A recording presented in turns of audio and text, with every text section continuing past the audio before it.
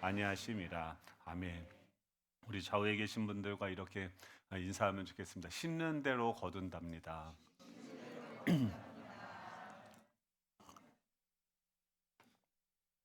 네, 이제 로마서의 말씀을 함께 살펴보고 있습니다. 1장, 2장에서는 우리가 사는 게 왜 이렇게 힘든지, 그 고통의 근본적인 원인에 대해서 이야기를 하고 있습니다. 바로 죄가 무엇인지에 대해서 이야기하고 있습니다. 그러니까 뭐가 회복이 되고 또 우리가 치료를 받으려면 가장 먼저 알아야 되는 것이 뭐냐면 어디가 고장이 났고 무슨 문제가 우리 안에 있는지를 알아야 되는 것이죠. 그래서 사도 바울이 그 죄에 대해서 이야기를 하고 있습니다. 우리가 죄에 대해서 윤리적이고 도덕적이고 일반적인 개념의 죄를 생각한다고 한다면 성경에서 말하는 죄는 신학적인 개념입니다. 이 말은 뭐냐면 지난주에는 그래서 뭐라고 얘기하면 하나님의 영광을 잃어버렸다. 그러니까 하나님을 알지 못하는 것이 우리를 고통에 빠뜨렸다라고 하는 것이죠. 그래서 하나님의 영광을 따르며 살아가야 되는 존재, 즉 하나님의 형상으로 지음받아서 기억나십니까? 그때 막 이 하나님의 영광을 바라보면서 우리는 날마다 인생의 목적이 지금도 마찬가지예요. 지금도 우리가 평생 살아가면서 뭐 가지고 갑니까? 죽으면 뭐가 남습니까? 남는 거 하나밖에 없어요. 뭐냐면 우리가 어려서부터 계속해서 성장하고 자라가면서 하나님의 영광이 무엇인지를 알아가는 거예요. 이걸 하나님을 보면서 내가 이런 존재구나. 이 하나님이 우리를 의롭다고 하긴 하셨지만 그것은 우리의 의가 아니라 하나님의 의가 나타나서 은혜로 주어진 그 의인 것입니다. 그런데 그것이 우리는 무엇인지 알지 못해요. 그래서 하나님께 받은 그 의의 하나님의 자녀의 신분, 하나님 나라의 그 상속받는 그 상속자로서 살아가는 거죠. 여러분, 이 땅에서요 마음껏 실패하셔도 돼요. 마음껏 실수하셔도 돼요. 마음껏 도전하고 다 완전히 다 망해도 상관없어요. 왜냐하면 우리에게는 이미 하나님의 나라가 우리의 것으로 이미 등기 이전이 되어졌어요. 우리의 것으로 이미 소유권이 주어져 있어요. 우리가 하나님의 나라의 상속자예요. 그럼 이 땅에서 왜 살아가는가? 하나님께서 그 아들을 상속자로서 성장하게 하는 거죠. 마치 여러분 상속받을 때 어떻게 합니까? 아무리 뭐 100조 원의 재산이 있어요. 그거를 갓난아기한테 물려준다고 해서 그 아이가 준다고 받을 수 있습니까? 5만 원도 못 받는 거예요. 갓난아기는요, 그것도 못 받아요. 저희 집에 삐삐한테 막 500조의 재산을 물려줘요. 받을 수 있습니까? 받을 수 없어요. 하나님의 나라가 우리에게 허락이 되어졌고 그 1달란트 가진 사람이 뭐라고 얘기하면 1달란트 가진 사람의 문제는 뭐였냐면 하나님을 오해했다는 거예요. 하나님을 알지 못했다는 거예요. 하나님은 그냥 우리를 뭐라고 얘기합니까? 24절에 보면 한 달란트 받았던 자는 와서 이르되 주인이여 당신은 굳은 사람이래요. 심지도 않은 데서 거두고 해치지 않은 데서도 모으는 줄을 내가 알았으므로 하나님은 나한테 뭔가 그냥 착취하고 내 걸 다 등골 빼먹고 나를 힘들게 하는 분으로 내가 알았다는 거예요. 그러니까 1달란트 가진 사람은 지금 우리에게 일생이라고 하는 이 시간이 단 한 번밖에 없는 기회들이 우리에게 주어지는데 그 시간 동안 하나님은 어떻게 알았어요? 오해했어요. 하나님은 악하고 나쁜 분, 우리를 그냥 괴롭히고 착취하는 분으로 생각을 했어요. 그래서 그 하나님한테 준 거를 그냥 땅에다 묻어버리고 그냥 세월을 산 거예요. 근데 그분이 다시 왔을 때 뭐라고 하냐면 누가복음에서는 뭐라고 하냐면 어떤 귀인이 왕위를 받아 가지고 오려고 먼 나라로 갔대요. 그러니까 예수님이 지금 하늘로 가셔서 지금 뭘 갖고 오세요? 왕위를 가지고 이 땅 가운데 오세요. 우리는 그 이미 오신 그 주님이 다시 오시는 그 종말의 때를 살아가고 있어요. 그 주님이 그 왕위를 갖고 오시게 되어질 때 그 시기를 어떻게 살아가야 되는가가 달란트 비유인데 지금 이 5달란트, 3달란트, 1달란트 각자 가진 사람들이 그것을 경영하는 법을 배우는 거죠. 이게 뭐냐면 그리스도의 장성한 분량까지 우리가 잘 닮아가고 자라가는 것을 배우는 거예요. 예수님을 닮아가는 거예요. 어떻게 사람들을 사랑하고 어떻게 사람들하고 소통하고 어떻게 이 나라를 다스리는지. 그래서 그들의 상이 무엇이냐면 19장 17절에 보면 주인이 이르되 잘하였다 착한 종이여 내가 지극히 작은 것에 충성하였으니 열 고을의 권세를 차지하리라 라고 얘기해요. 결국 저희들은요 이 땅에서 뭔가 열심히 다 성취하고 붙들고 가진다 하더라도 그것들은 다 놓고 가야 돼요. 뭐만 가져갈 수 있습니까? 이 땅에서 하나님의 말씀대로 다스리고 정복하고 섬기고 사랑했던 그 능력, 그 경험들만 그곳에서 가질 수 있는 거죠. 이 땅에서 갓난아기로 태어나서 우리가 어린이가 되고 청년이 되고 장성한 자가 돼서 그리스도의 장성한 분량까지 우리가 성장해서 이제 성장한 만큼 주님은 우리에게 그 나라를 주실 수 있어요. 여러분 하나님의 나라는요 평등하지 않아요. 하나님의 나라는요 평등하지 않아요. 이게 속는 개념, 평등하지 않아요. 하나님은요 공평하신 분이에요. 이 땅에서의 그 삶의 행위대로 모든 사람들을 각기 그 삶의 행위대로 심판하세요.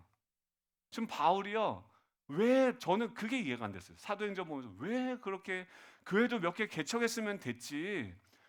종교적인 의무를 한다고 한다면 그거 된 거죠. 근데 바울은 뭐라고 하면 내가 아직 이미 시작되어졌지만 아직 그 표대를 붙들지 못했다. 아직도 이미 얻었지만 아직 다 완성되지 않은 걸로 내가 그 표대를 잡아가려고 달리고 있다라고 하는 거예요. 근데 그 달려가는데 지금 고린도에서 그냥 로마로 가도 아무도 뭐라고 안 할 거예요.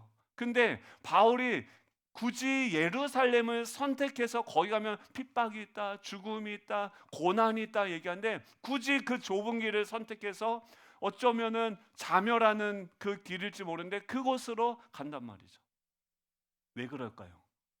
그럼 바울이 생각하는 하나님의 나라는 뭐냐면 그 하나님께서 지금 바울은 내가 지금 그리스도께서 우리를 위해서 당한 그 고난이 무엇인지도 알고 싶은 거고 또 장차 하나님의 나라에서 하나님과 함께 그 나라를 다스릴 수 있는 10개의 그 고을을 다스릴 수 있는 그 영광을 얻기를 원하는 거예요. 그 부르심의 상을 붙잡고자 바울은 평생을 헌신하고 수고하면서 그의 방향을 나아가는 거예요. 지금 왜 우리 인생이 이렇게 재미가 없고 허무하고 힘듭니까? 마지막 우리 인생의 종착지에 어떤 일이 있을 건지 목적지를 모르니까요. 우리 삶이 지금 어디로 가는지 무엇을 위해서 살아가야 되는지 지금 내가 열심히 살고는 있는데 이게 과연 나에게 나의 삶에 어떤 유익을 주는지도 불확실한 거예요. 뭐가 문제입니까? 하나님을 모르는 게 문제예요. 하나님이 지금 이곳에 계시는 것을 알지 못하는 게 문제예요. 그러니까 하나님의 나라가 장차 오게 되어질 그 나라를 소망하고 그곳에서 지금 보세요. 선악과 따먹고요. 만약에 지금 이 땅에서 100년 정도 되는 이 삶이 어떤 분들은 그래요. 선악과를 안 만들면. 여러분 지금 이 땅에서 선악과를 먹고 이 100년 정도 안 되는 그 삶이 없었다고 하면 어떡할까요? 그들이 그냥 바로 영원토록 산다고 하면 어떻게 할까요? 죄를 범하는 순간 그들은 타락하고 저주를 받아서 영원히 그 저주받은 상태로 살아가야 되는 거예요. 여러분 그것을 위해서 지금 우리의 삶은 무엇입니까? 지금 모내기를 할 때도 바로 그 논에다가 심는 것이 아니라 모판에다가 씨앗을 뿌려서 이게 어느 정도 자라가게 하는 거예요. 그리고 그 안에서 가라지와 알곡을 분류해서 알곡들을 그 나라, 그러니까 그 나라를요 좋아하지 않으면 상속 받을 수도 없어요. 줘도 못 가져요. 왜냐면 받아도 이게 뭔지 모르는데요. 하나님과 교제가 없는데요. 하나님의 자녀로서 살아가는 것이 무엇인지 모르는데요. 그 나라의 법과 이 모든 운영 원리들을 모르는데요. 여러분 이 땅에서 우리가 해야 되는 건 뭡니까? 하나님을 알아가고 그분을 따라가는 거죠. 여러분 지금 그 진리를 알지니 진리가 너희를 자유롭게 한다. 여러분 내 인생이 어떤 존재이고 내 인생의 방향이 무엇이고 이 땅에서 공부를 잘하고 못하고 부자고 가난하고 다 상관없어요.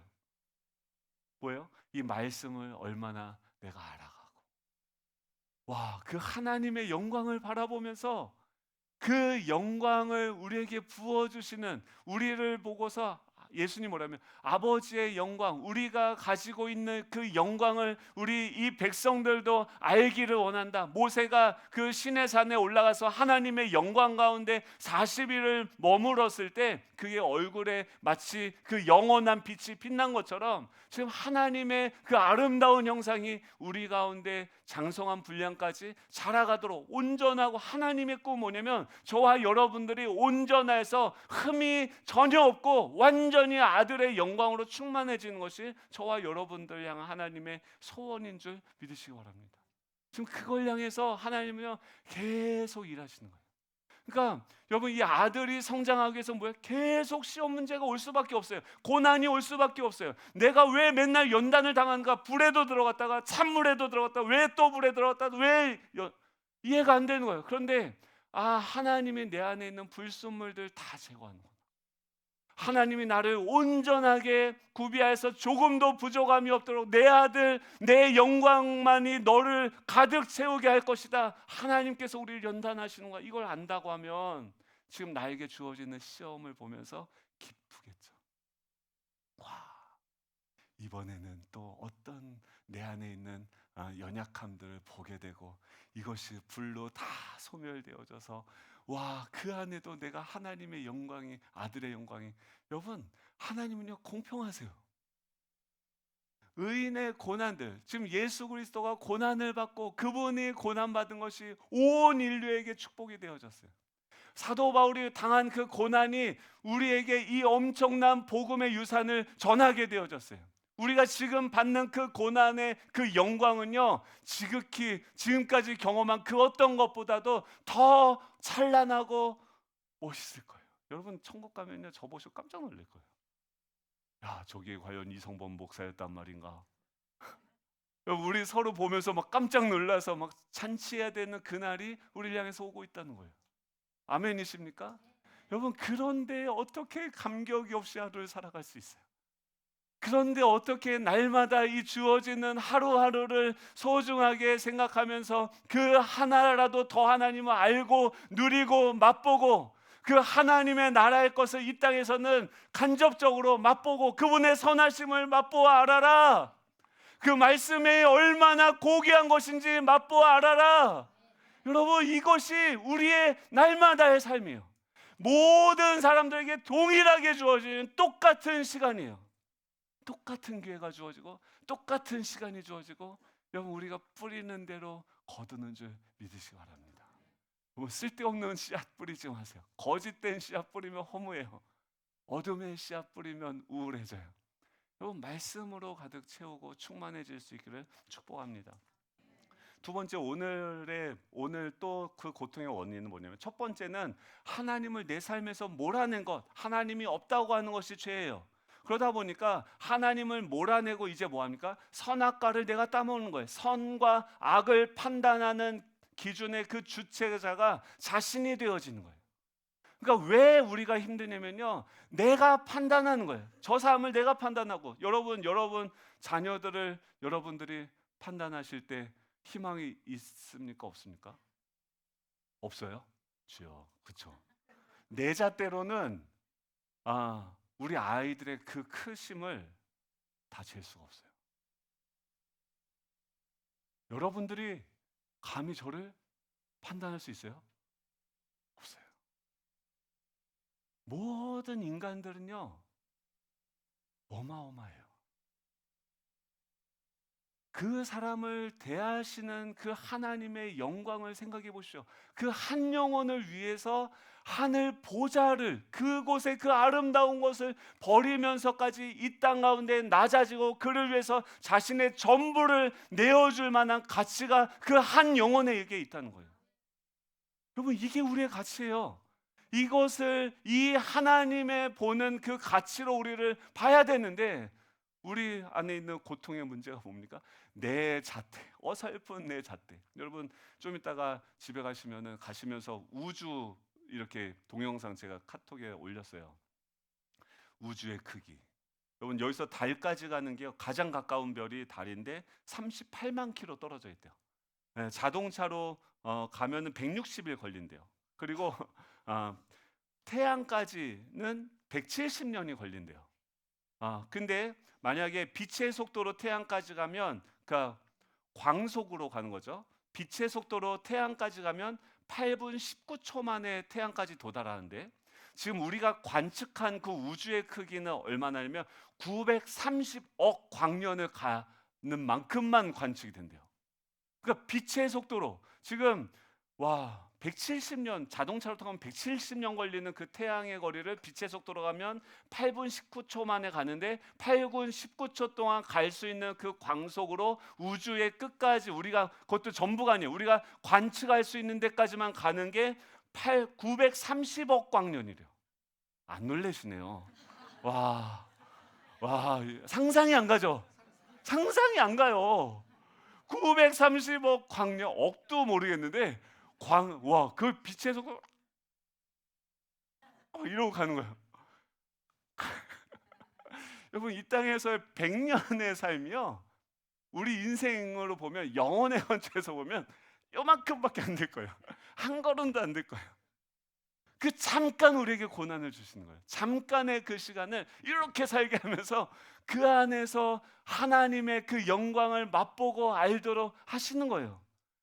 내가 내 판단으로, 내 기준으로 이런 것들을 판단하는 것이, 내가 선악과를 따먹고 내가 스스로 살아가는 것이, 이게 틀렸구나, 이게 아무것도 아니구나, 이게 아니라 하나님의 그 크신 그 하나님의 기준인 거죠. 하나님이 내 삶을 인도하시는 거죠. 하나님대로 우리가 살아가는 법을 배워가는 거죠. 그것을 허락하기 위해서 여러분은 지난 한 주 동안 그렇게 속머리 썩이신 거예요. 여러분, 그거의 답은 뭐예요?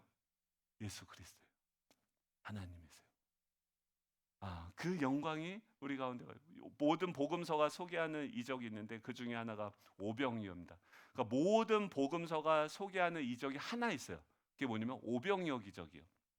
근데 요한복음 6장에서 보면은 예수님이 그럽니다. 큰 무리가 자기한테 오는 걸 보시고 빌립한테 뭐라고 얘기하면, 우리가 이 떡을 어디서 떡을 사서 지금 이 사람들을 먹이겠느냐라고 말씀을 하시는데, 6절에 보면 이렇게 말씀하신 것이 친히 어떻게 하실지를 주님은 아세요. 이미 영어로 보니까 He already had in mind. 이미 가졌다는 거예요. 그 마음 안에는 지금 어떻게, 지금 여러분들에게 시험이 오고 문제가 올 때, 하나님이 여러분들에게 시험을 주실 때 이미 그분의 마음 안에는 어떻게 해야 할지를 이미 아신다는 거예요. 친히 어떻게 할지를 아신다는 거예요. 근데 시험을 푸는 거예요. 왜요? 얘가 아나? 얘가 그 시험은 결국 뭐예요? 내 생각을 뛰어넘고, 내 판단을 뛰어넘고, 내 행동을 뛰어넘어서 하나님의 영광을 알아가기 위해서 그 시험을 주시는 거겠죠. 지금 그 빌립한테 얘기하니까 빌립의 대답이 뭐냐면, 답이 어떻게 어디서 떡을 사서 이 사람들 먹이겠느냐라고 하니까, 빌립은요 뭐라면 200데나리온이 필요하다. 그래서 200데나리온이 필요하고, 그 말은 뭐냐면 지금 200데나리온의 떡이 부족하다. 그래서 결론은 뭐야? 못 먹인다라고 하는 거예요. 지금 빌립의 잣대는 뭐예요? 그러니까 빌립은 어떤 잣대로 보냐면, 맨날 뭐하면 빌립이 와서 봐라, 또 주여 아버지를 우리에게 보여주십시오. 빌립은 뭘 믿는 사람이에요? 자신이 보고 계산할 수 있는 것만 믿는 사람이에요. 그러니까 빌립의 잣대는 뭐냐면, 나의 상식과 계산 능력, 그 이성과 논리로 그것을 보아서 내가 판단할 수 있고, 내가 이해할 수 있고. 제가 이 빌립 같아요. 저도 보니까 지금 예배나 우리는 어떤 오류를 범하냐면, 내가 이해할 수 있고 내가 논리적으로 납득할 수 있는 범위 안에서만 보려고 하는 거예요. 그 나의 잣대 안에서. 그런데 그러니까 모든 것을, 하나님을 다 축소시켜서 자신이 이해할 수 있는 영역 안에 요만한 나라에서만 사는 거예요. 그게 뭐예요? 200데나리온도 구하지 못하고 이 5천 명이 되는 사람들도 먹일 수 있는 능력이 안 나타나는 거예요. 빌립의 잣대는요, 나의 상식과 계산, 이성과 논리. 그래서 그의 잣대로는 이 사람들을 어떻게 먹일 거냐 주님이 물어봤을 때 불가능합니다 였어요. 근데 그 사이에 안드레가 뭐하냐면, 6장 8절 9절 보면 제자 중 하나 시몬 베드로의 형제 안드레. 베드로 이 가족은요 무조건 행동파예요. 그래서 말도 끝나지 않는데 일단 적극적으로 그냥 뛰쳐나가는 거예요. 그래서 돌아다니면서 보니까 행동적으로 능동적으로 지금 그 문제를 해결하려고 하는데 가서 해결해 온 게 뭐냐면 꼴랑 도시락 하나 가져온 거예요. 이 사람들 먹여야 되는데 여러분 우리가 그런 설교 많이 들어요. 여러분의 오병이어를 하나님한테 드리십시오. 그럼 하나님께서 뭐 엄청난 몇 배로 남겨주실 겁니다. 이런 설교 들었는데 그런 내용을 얘기하는 게 아니에요. 그 아이가 주고 싶어서 줬을까요? 뺏긴 거예요. 지금 나에게 먹으려고 하는데 안내가 오더니 좀 그것 좀 줘봐, 좀 빨리 써야 돼 하면서 그냥 일단 안드레는 뭘 계산하는 게 아니라 일단 행동해 보자, 일단 뭐 해보자 하고서 가서 가지고 왔는데, 이걸로 가지고는 왔는데 열심히 행동하고 뭔가 도전하고 해결하려고는 하는데 그의 능력의 잣대는 뭐밖에 안 됩니까? 오병이어밖에 안 되는 거예요. 그는 열심히 해봤자 5마리의 5개의 떡과 2마리의 물고기밖에 가질 수 없는 거예요. 그걸로 그 잣대로 세상을 살아가려고 하니까 두렵고 염려가 오는 거예요. 여러분 어떤 잣대로 여러분 자신의 인생을 판단하십니까? 어떤 잣대로 여러분들의 미래를 점치십니까? 점친다? 이런 말 하면 안 되죠. 예수님 어떤 분이야? 예수님은 떡을 가져서 축사하셨다. 게이브 땡스, 과거형이요. 이미 그것을 가지신 것을 하나님께 감사해. 이 말은 뭐냐면 떡을 가지고 나서 이미 예수님은 어떤 분이세요? 그 오병이어로도 모든 것, 지금 예수님이 하셨던 기적은 뭐냐면요, 장차 우리가 살게 되어질 하나님의 나라를 그림자로 조각 케이크로 우리에게 이 땅에서 보게 하고 먹여주시는 거예요. 여러분 하나님께서 지금 이 말씀을 어떻게 성취하세요? 하나님의 나라는 모든 사람들이 다 굶주리는 사람이 없어요. 후이 넘치고 풍부한 그 나라예요. 그 왕이신 주님이 있는 그분이 다스리는 그 나라는 그런 곳이에요. 그런 하나님이다라는 것을 지금 주님은 어떤 분이에요? 저와 여러분과 함께 하신 분은 어떤 분이세요? 오병이어로 2만 명의 사람들 다 먹이실 수 있는 능력이 있는 분이세요. 여러분 그게요 우리 삶의 기준이 돼야 돼요. 그 하나님이 나의 주인이 되셔야 돼요. 그 하나님을 근거로부터 출발해서 내 인생을 계산해야 제대로 계산이 나오는 거예요. 왜냐하면 우리는 우리의 생각보다 훨씬 크기 때문에 그래요. 여러분 그 아브라함을 아십니까? 아브라함은요 갈대아 우르에서 정말 가장 찌질한 인생, 가장 미래가 없는 인생, 그런 인생이었어요. 그런데 그런 인생, 그 당시에 불임이라고 하는 것은 미래가 없는 거예요. 소망이 없는 거예요. 능력이 없는 거예요. 아무것도 아무짝에도 쓸모가 없는 존재가 아브라함이었어요. 그런데 그 아브라함을 향해서 하나님이 오셔서 뭐라고 말씀하십니까? 나의 생각은 너의 생각과 다르다는 거예요. 너의 잣대와 나의 잣대는 다르다는 거예요. 우리가 쓸모없다라고 이야기하는 것은 나의 잣대예요. 나의 능력으로 보는 거예요. 하나님의 관점으로 보면 뭐예요? 아브라함은요, 내가 너로 큰 민족을 이루고 내게 복을 주어 너의 이름을 창대하게 하리니 너는 복이 될지라. 아멘이십니까? 여러분 이 말씀이 지금 하나님께서 저와 여러분들에게 말씀하시는 그 말씀으로 받으십니까? 여러분 놀라지 마십시오. 천국 가면요 저는 큰 민족을 이루는 아비가 될 수 있을 거예요. 지금도 맨날 그러고 다니지만 복이에요. 여러분 복 받으셨습니다. 근데 여러분을 만나는 사람들도 어때요? 복 받은 거예요. 여러분 우리 제복이 만난 사람 복 받았을까 못 받았을까요? 이름을 제복이라고 줬어요. 복을 실어 나르는 걸로 줬어요. 공부는 못해요. 근데 복을 받은 거예요. 왜요?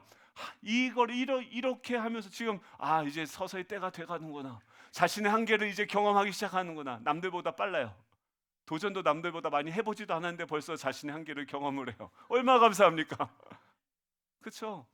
하나님을 알면, 이 복음을 알면, 그런데 아브라함이 그 땅에서 뭘 대단하게 해야지 이게 복을 받는 겁니까? 아니에요. 은혜로 하나님께서 그렇게 말씀하시는 너는 복이 될 것이다.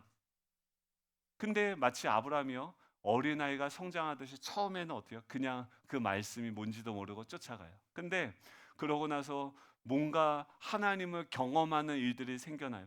창세기 15장 1절에서 뭐라고 하면 여호와의 말씀이 환상 중에 아브라함에게 임하여 이르시되 아브라함아 두려워하지 말라. 나는 너의 방패요 너의 지극히 큰 상급이니라. 지금 왜 이런 말을 할까요? 아브라함아 두려워하지 말라. 왜 두려워하지 말라고 할까요? 지금 아브라함이 두려운 거예요. 자기 잣대로 보니까 지금 이 잣대로 보니까 나는 큰일 났어요. 왜냐하면 조카 롯이 잡혀가 가지고 그를 구원하기 위해서 그때는 왜 내가 그랬는지 모르겠는데 제정신이 아니었어요. 하여튼 그 가족 그 군대를 다 끌고 밤에 가서 그돌라오멜 연합군과 싸워서 승리했는데 돌아오고 그래서 돌아와서 하나님한테 감사의 제사를 드리고 이거 다 하나님께 드립니다. 영광을 돌렸는데 그러고 나서 지나고 나서 보니까 큰일 난 거예요. 야, 쟤네들 이제 해 뜨고 제대로 작정하고 나 공격하면 어떡하지? 와, 그럼 우리 가족 다 지금 연합군이란 말이에요. 소돔과 고모라 그 연합군을 이긴 그 군대란 말이에요. 그런데 그들이 와서 나를 친다? 와, 내 잣대로 보니까 답이 안 나오는 거예요. 야, 두려운 거예요. 근데 하나님이 뭐라고 하세요?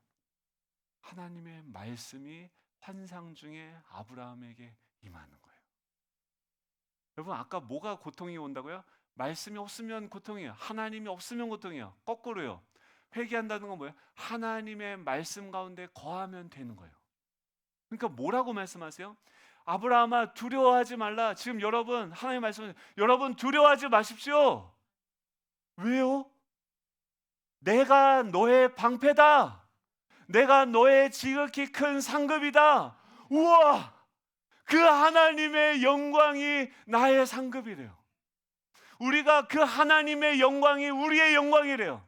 아버지의 영광이 아들의 영광이래요. 그걸 상속하기 위해서 우리를 부르셨고 지금도 인도하시며 그런데 그때마다 그 잣대를 계속해서 업그레이드 시키는 거. 어떻게 해요? 하나님짜리로 우리 안에 있는 잣대를 계속 업그레이드 시키는 게 시험이에요. 17장에 뭐라고요? 99세가 됐어요. 하나님 뭐라고요? 너가 큰 민족을 이룰 것이다 그러는데 99세가 됐는데 아들 하나 없어요.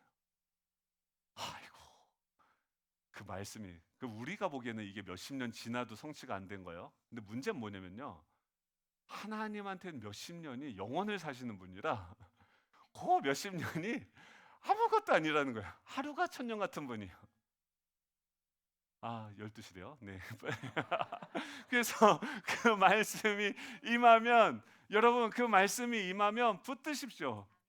요한복음 2장에서 그 결혼잔치 때는 어때요? 아직 내 때가 이르지 않았대요. 근데 무조건 예수님이 말씀하신 대로 순종해라. 그러면은 그때가 아직 예수님이 그래요. 나와 상관도 없어요. 아직 내 때가 이르지도 않았어요. 그런데 첫 번째 기적이 어떻게 나요? 무조건 주님 나에게 말씀하십시오.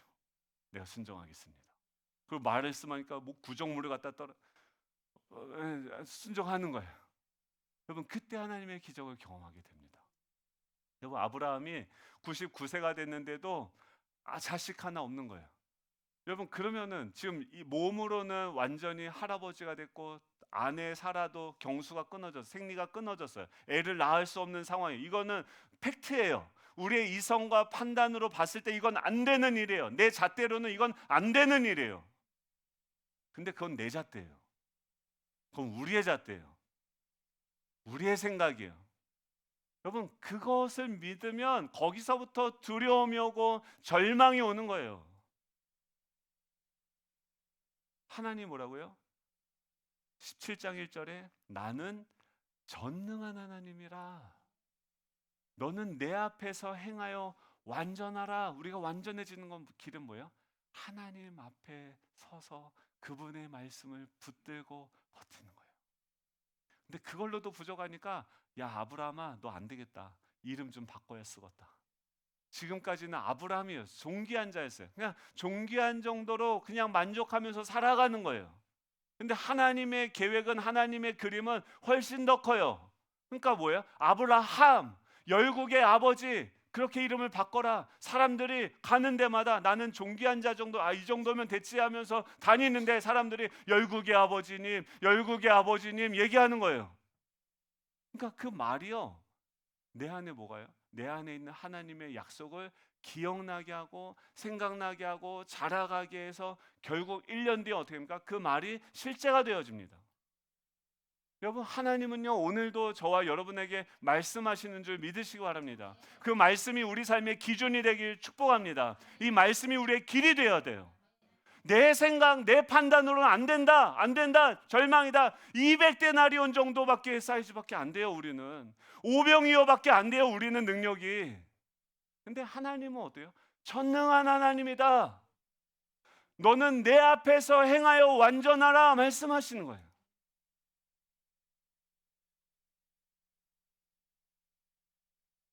17장 1절에 2절에 보면 내가 내 언약을 나와 너 사이에 두어 너를 크게 번성하게 하리라 하시니라. 와, 여러분, 하나님이 너무 머니까 그 사이에 뭘 뒀어요? 언약을 뒀어요. 볼링 칠 때요 이렇게 핀을 보지 않아요. 그 앞에 있는 점들을 봐요. 그걸 보면서 던지는 거예요. 하나님이 너무 크셔서 다 보이지 않아요. 우리는 그래서 큐티하고 말씀 보고 그날 그 말씀 보고 그 앞에서 순종하고 완전하게 하나님 앞에서 행하는 거예요. 그런데 누가 일하십니까? 하나님이 행하세요. 제가요 우리 아이들을 막 놓고 고민도 하고 기도하고 하는데 생각을 해봤어요. 제가 아이한테 잔소리한다고 얘가 변할까? 들을까? 안 들을 거예요. 저도 안 들었거든요. 근데 그렇게 얘기해도 안 들을 거예요. 그리고 들으면 제 말을 얘가 다 들었어요. 그러면 책임질 수 있습니까? 제가? 못해요. 그러니까 안 듣는 거예요. 똑똑한 거예요. 안 듣는 거야. 아니 자기도 잘 못하면서 나한테 막 이러니까 안 듣는 거예요. 그거 어떻게 해야 돼요? 이 아이가 하나님을 발견해야 돼요. 그럼 어떻게 해야 할까요? 저도 내 인생도 어떻게 할 수 없어요. 그러니까 어떻게 하는가? 그곳에 하나님이 계세요. 그곳에 하나님 말씀하세요. 그곳에서 우리 아이들을 하나님이 다스리시고 인도하고 계세요. 근데 우리는 어떻게 해요? 그 하나님을 쫓아내고 내가 판단하고 내가 변화시키려고 하면서 하나님과 상관없이 내가 죄를 짓는 거예요. 이게 아니라 회개하고 하나님을 모신다는 건 뭐예요? 내가 하나님 앞에서 완전하게 행하는 거예요. 그 하나님이 일하세요. 주님, 나한테 무조건 말씀만 하나 해주십시오. 내가 순종하겠습니다. 여러분, 물이 포도주로 변화되어지는 줄로 믿으시기 바랍니다. 여러분, 우리는 그 기적을 이루는 존재인 줄로 믿으시기 바랍니다. 우리를 통해서 하나님 자신이 변화를 일으키시는 줄로 믿습니다. 우리 개인이 변화될 수 있어요. 우리 가정이 변화될 수 있어요. 이 지역 사회가 변화될 수 있어요. 우리는 못해요. 내 생각, 내 판단, 이건 계산이 나오는 게 아니에요. 내가 행동한다고 해서 아무리 적극적으로 최선을 다해서 행동한다고 해도 그걸로 변화되어지는 게 아니에요. 하나님의 뜻을 듣고 그분의 뜻에 반응하고 순종하는 그 사람들의 이 증거를 통해서 하나님은 자신의 그 영광을 나타내시는 줄로 믿으시기 바랍니다. 한 주간 뭐 하세요? 막 문제, 상황 이거를 묵상하시면 안 돼요. 여러분, 얼마나 아름다운 단어입니까? 전능한 하나님이다. 전능한 하나님이다. 와, 전능이 뭘까? 내가 너의 방패고 내가 너의 상급이다. 와, 주님이 내 상급이구나. 저 이거 이번 주 묵상하면서 와, 주님이 내 상급이구나. 내가 영원한 나라의 주님과 같이 되어서 주님과 함께 그 나라를 다스리는 자가 되겠구나. 주님이 나의 방패구나. 여러분, 하나님의 하나님 되신 그분의 영광을 묵상하고 붙들고 찬양하기에도 바쁜 시간들입니다. 여러분, 그 영광을 붙들고 승리할 수 있는 저와 여러분 되시기를 간절히 소망합니다. 우리 다 같이 일어나셔서 전능하신 나의 주 하나님, 여러분, 전능하신 분은 능치 못할 일이 전혀 없다고 말씀하세요. 우리의 모든 간구, 우리의 모든 생각, 우리의 모든 꿈, 우리의 모든 소망도 하나님은 다 아시고 바꾸실 수 있다. 여러분, 나는 전능한 하나님이다. 여러분, 그 하나님 자녀예요. 우리가 어깨 피시고요, 당당하게 하나님을 부르십시오. 주님의 이름을 부르십시오. 여러분들의 그 상황에서 주님의 이름을 부르십시오. 그곳이 바다 끝이라 할지라도 주님이 오셔서 구원하실 것입니다. 그 주님께서 우리를 변화시킬 것입니다. 우리 가정을 변화시킬 것입니다. 여러분, 그 하나님을 찬양하면 그것이 풀어지는 거예요. 그것이 하나님의 나라가 임하는 거예요. 이게 우리를 초대하신 하나님의 부르심이에요. 와, 우리 찬양하면서 나아가도록 하겠습니다.